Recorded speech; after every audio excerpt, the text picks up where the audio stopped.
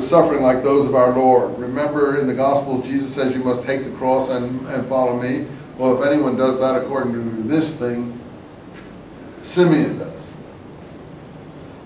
He's the one who dies at Jesus' death. Of these heretics, some reported Simeon, the son of Cleophas, as a descendant of David.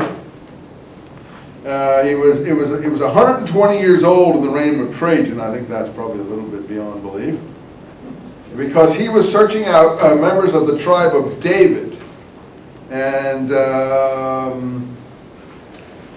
to judge by the length of his life and the fact the Gospels make mention of Mary, the wife of Cleophas, whose son Simeon, as we already have. So his mother is Mary, and he knows that she's mentioned in John.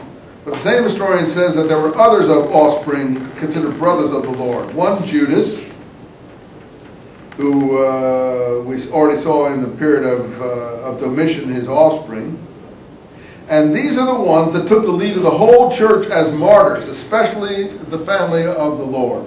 So the family of the Lord were the leaders. It was like a caliphate, a familial caliphate, before the Pauline groups began to take over. So Simeon, this relative or brother or cousin of the Lord, being the son of Cleophas, was waylaid by these heresies. And he was ordered to be crucified at some point. And after this, the sacred choir of apostles was extinct. I'm hurrying here. Impious error arose by fraud and delusion of false teachers. And there were none of the apostles left. Henceforth, without shame, false doctrines were preached against the gospel of truth. Such is the statement of Hegesippus. Let us proceed with our history.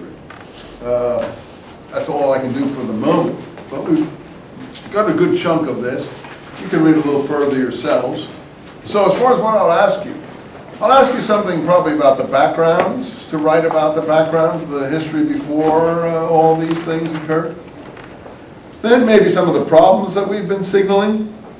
Things like the Agabus conversion, who people like Thaddeus and Thomas may have been, the John the Baptist situation with the testimony of Josephus, things of that kind, the Stephen episode that we've discussed quite a lot here.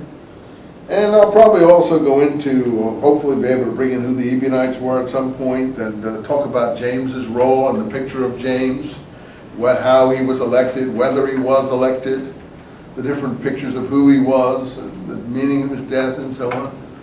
These are the kind of things that I'll ask you in 2 out of 3 essays.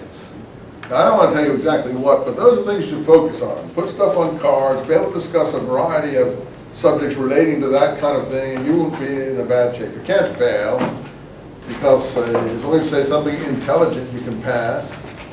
I maybe give you some short answers, like who was Paul? That would be one I give you. But I might give 5 or 6 short identifications just to keep going with that. That's what I'm going to do. Any questions? You feel ready? I think you're ready. Get your notes over the weekend, little note cards, bring your books. Just get ready to write the whole period. And if you don't finish in class, I'll let you take it to the library and finish it up. You can hand in what you finished in class to me and then go to the library and do some more if you feel that you didn't get enough out.